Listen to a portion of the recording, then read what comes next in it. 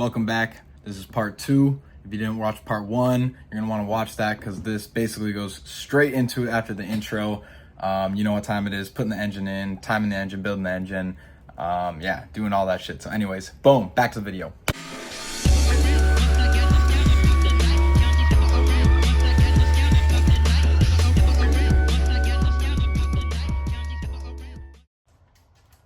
Alright, we're gonna start by taking these chunkers off.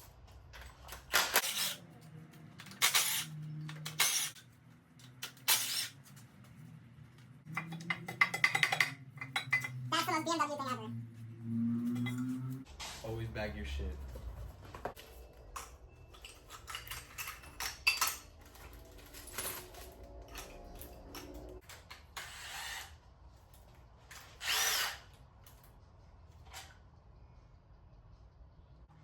Alright, well this kind of pisses me off. They left it sitting, you can't really tell. They left it sitting with no fucking spark plug in it.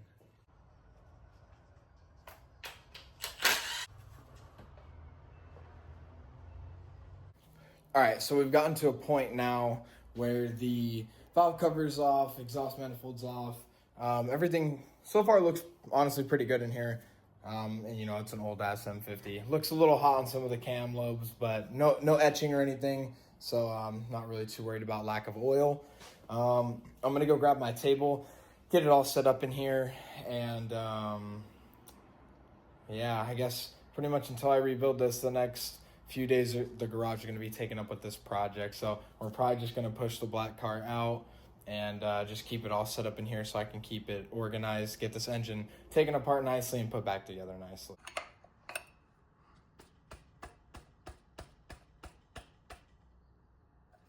Boom.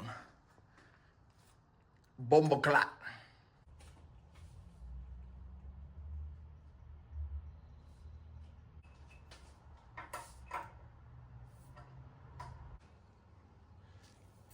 See something wrong here?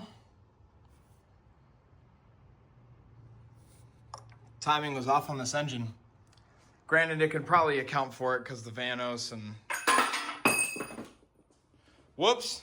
But yeah, it looks like the intake cam is retarded a little bit. You can see the difference in the lobes. Should be advanced just a tad.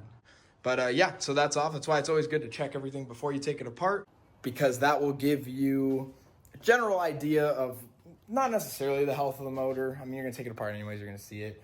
But I don't know, just like if this thing was getting used pretty hard at, you know, potentially the wrong timing, might not be ideal. But everything looks great in here, and I trust that it was built all right, but just something to note. All right, so as you can see, we got the M50 tore down. This is gonna be the extent of it. It's cams, cam caps, trays, lifters, Vanos, every accessory, pulley, timing tools, bags. Always bag your shit. And yeah, and like I said earlier, can confirm this engine does have head studs already. You can see right there. There is a couple things, like some of where the cam caps sit, they got some wear for sure, and some of the cam caps don't look amazing. This side looks better.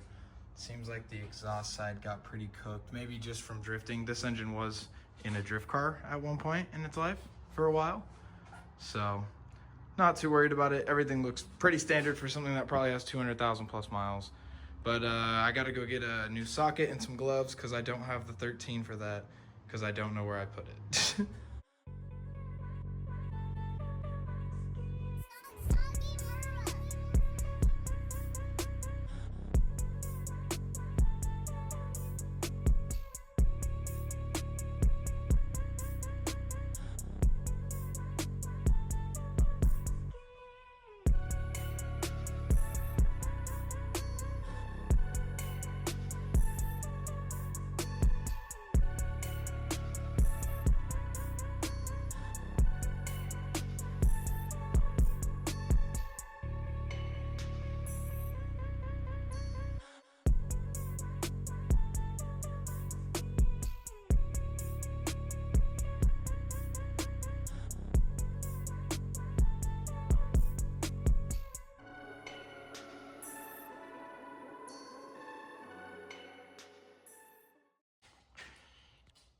wall of shame for all the head gaskets.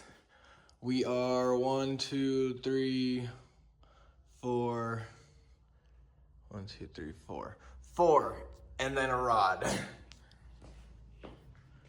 But the head is off this engine. It is right there. It looks like at one point recently it was resurfaced, which is beautiful. Thank you, David. And this side looks beautiful as well. A little bit of carbon buildup, a little bit. But I wouldn't be surprised if it was maybe just running a little bit rich or something, or maybe it was just the timing because the intake cam was a little off, because notice it is on the intake side. So who knows? Nothing major, looks great. The studs are in here, that's fantastic.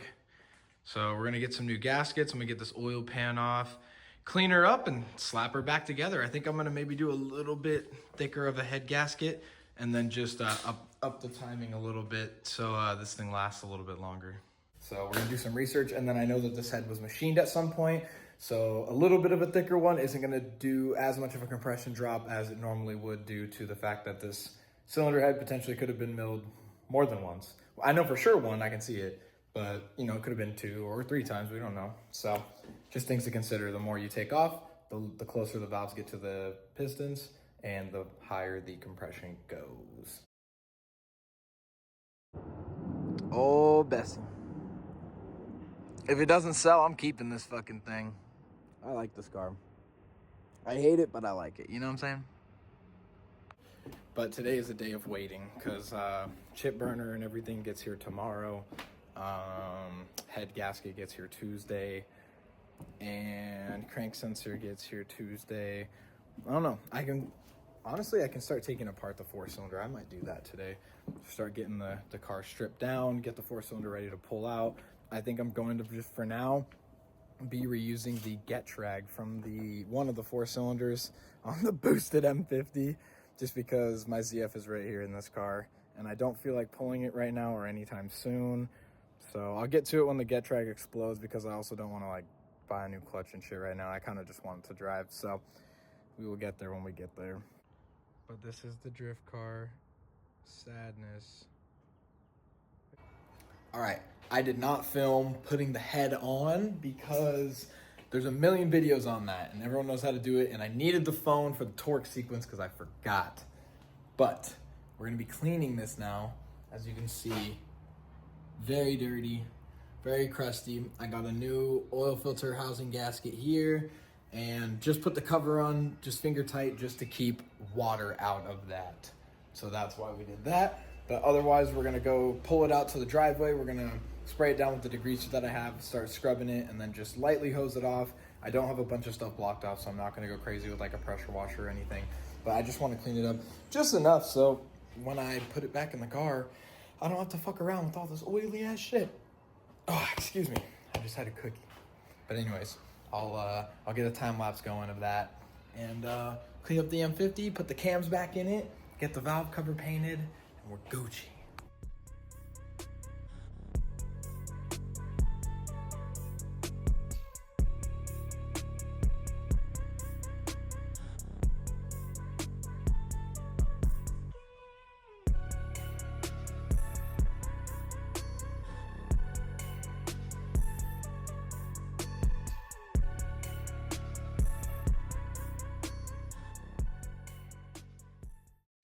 All right, she is all cleaned up. We're not gonna go super crazy on it because it is still going to get thrown in a car and blown up probably eventually anyways. So this is all I'm gonna take for now. I just didn't like the clusters here and by the oil pan, or by the dipstick, and then the timing cover was a little messy, so we just cleaned up some stuff here and here.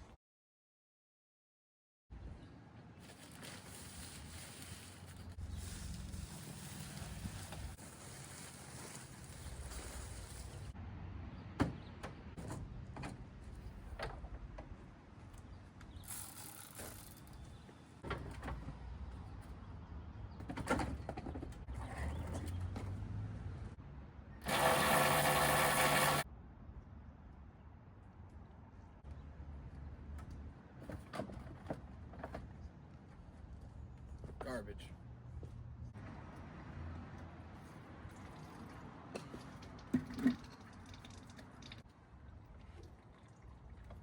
Nothing. Fuck. Oh, that's gonna be a bitch.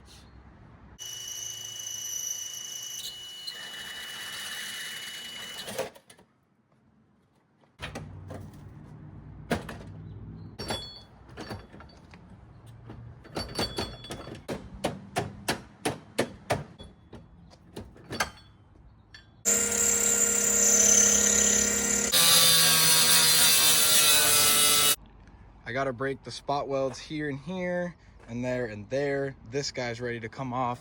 I had to grind out the fucking, pretty much every goddamn bolt on this car is so fucking rusty. Oops, there goes the oopsies, didn't mean to do that.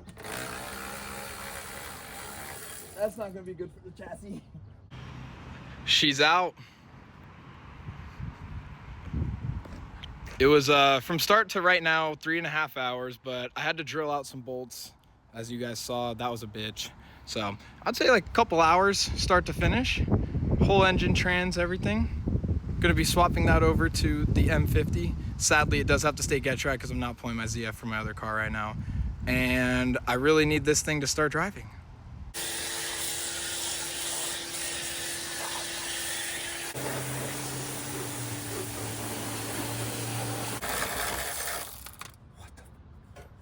Bruh, no way. This is. Oh, now your trim piece is gonna come out. Sorry, fuck. Whoa! This whole thing was threaded up into the frame. All right, we're at Trevor's house. We got Wendy's. Turbo manifold. There's a couple cracks in it. I got it used for a really good deal. So he's gonna grind and weld up all those cracks, and then we can put it on the engine.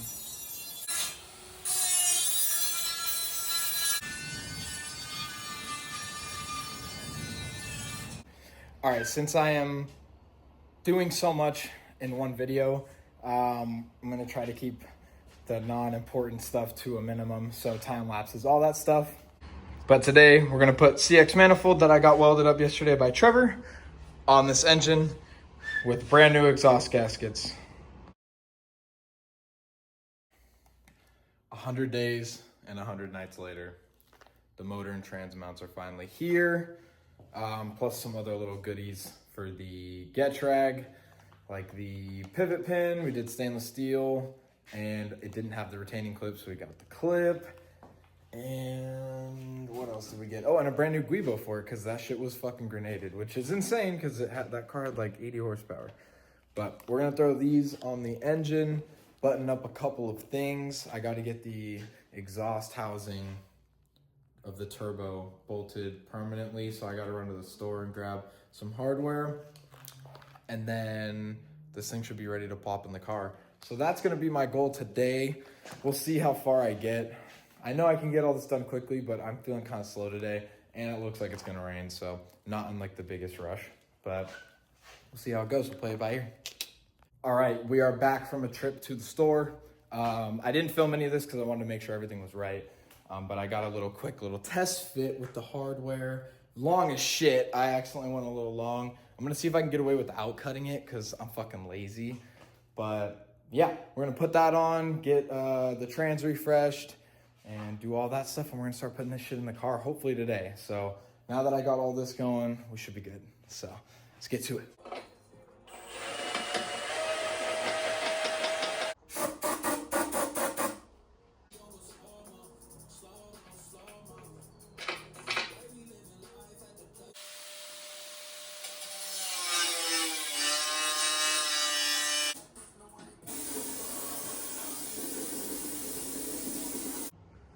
All right, here is the turbo drain. It, don't mind the, only way to tighten it. But it sandwiches in with these washers that also have like rubber on the inside.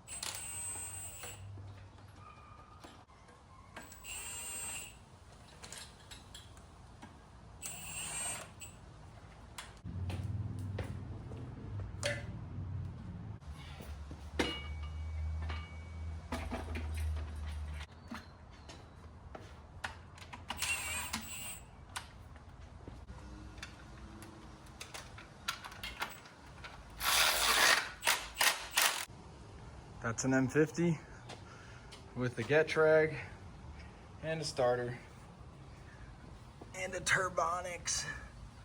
It is a lot lighter than I thought it was going to be by the time I was done with this. So this is kind of awesome. I think I'm going to get a Little Caesars pizza because I have a gift card for it that I've been sitting on forever. And then hopefully after all that, we'll throw this fucking thing in the car.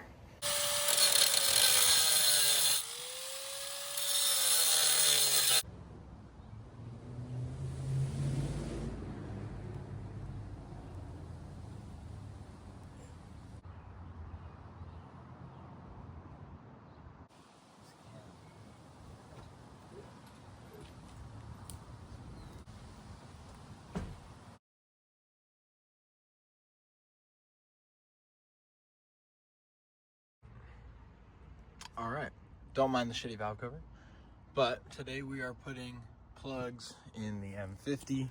I always go with the BKR7Es, stock number 4644. I like these because they're copper, so they burn a little hotter. They don't last quite as long, but they are gappable. And so I usually gap mine for boost, especially. I don't change the gap if it's NA, but for boost, I do 26, which is like right past that middle line right there, that big middle line. That's what I do.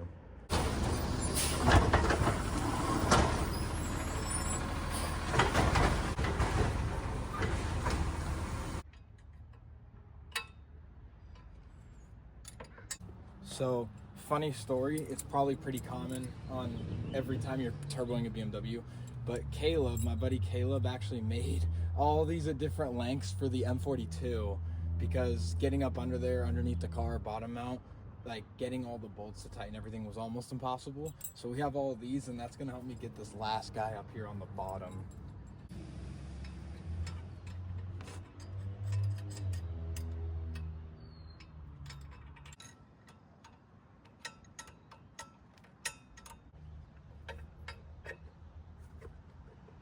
Oh my God.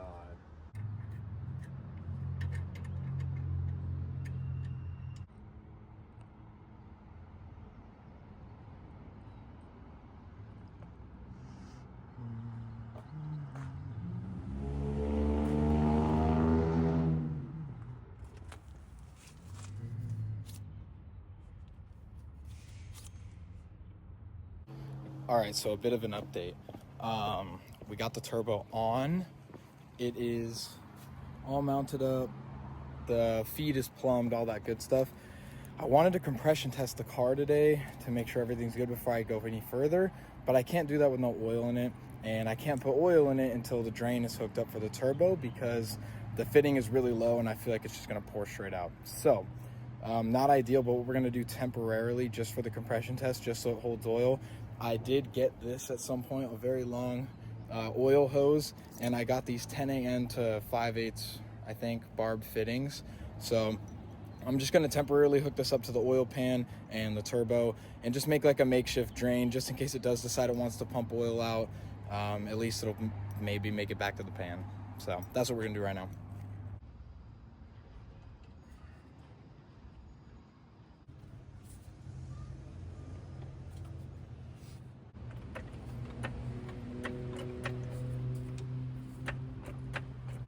All right, now this wiring harness I had to fix because I modified it to go into the E36 chassis. So I had to butt connector that shit back together. Not ideal, but we won't talk about that. But that's got to go on here so I can comp test it. As you can see, it has started raining. So that fucking sucks. But we're gonna lay this over. I'm really just gonna hook this up. That's all I care about. Just want to get power to the starter, get these all buttoned up, grounds, and I got to get the engine ground to frame. Hopefully today. We might get rained out. It's supposed to for sure rain at 5. It is 1:30 or 2 o'clock right now. So I don't see this being very promising today, but we did make some progress, some headway, whatever. We got the turbo on. We got technically the turbo plumbed. I got to get a AN braided line for that instead of a fucking hose because that's a lot of hot shit right next to a rubber hose. Not down. So we're gonna figure that out. But we're gonna lay this harness on. If I can get this done in a couple minutes and maybe throw some oil in it, then we'll probably get to comp testing it. But if not, then we won't. Also, on another note, my turbo flange is gonna come out to like about here. I did not realize how tight of a fit this is gonna be, but it's essentially gonna sit like so. And I mean, we're talking like, we're gonna be resting on these bolts. So I'm gonna wrap this up.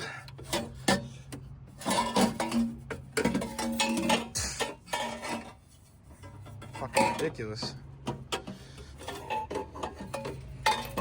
It was meant for an E36, so not surprised it's a little different. All right, well, it's raining, but I couldn't hold off. The compression tester is in. I'm about to hook the battery up, and man, I'm freaking out right now. If this engine's down on compression, I'm gonna freak out.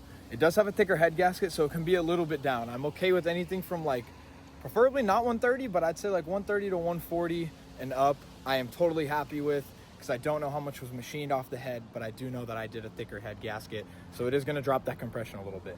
So I'm okay with like the 150 range, I'm happy. Anything below 130, even 130 is concerning, but anything below 130, junk. So let's hope and pray. Also keep in mind, the 4-cylinder that came out was a no crank, no start, melted harness, bad head gasket, low compression, everything. So there's a chance that all of this wiring is fucked up and it may not crank over anyways. But if that's the case, I will be jumping the starter pins. But just a reference that this has never cranked in like 5 years, so we're gonna hope that it does. All right, ladies and gentlemen, here we go.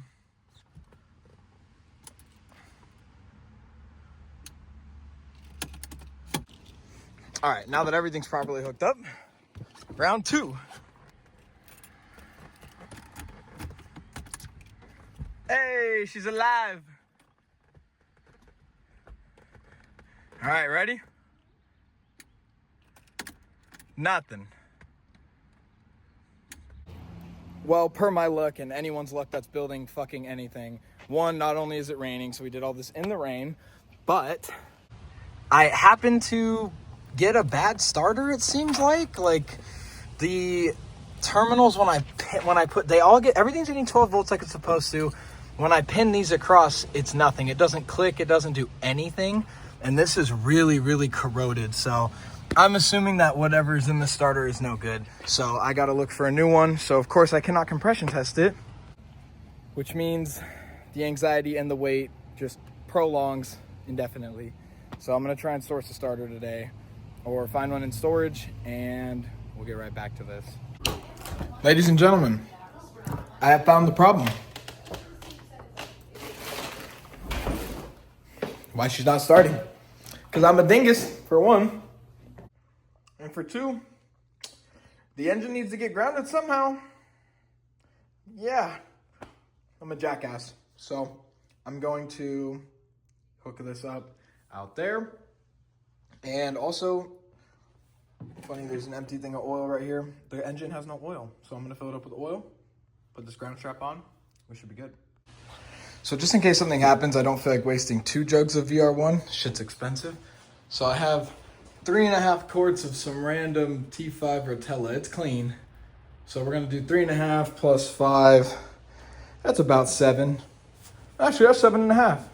Wait, that's 8.5. That's way more than I need, which is perfect. If you were a funnel, where would you be hiding? Why? Why would you betray me underneath the engine?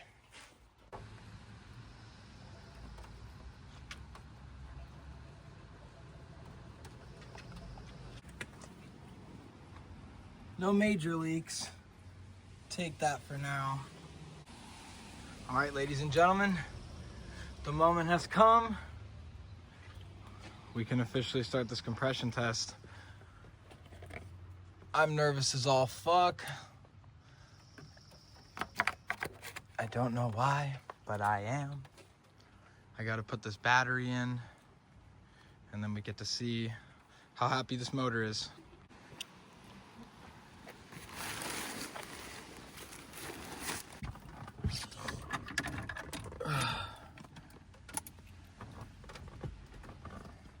Ready?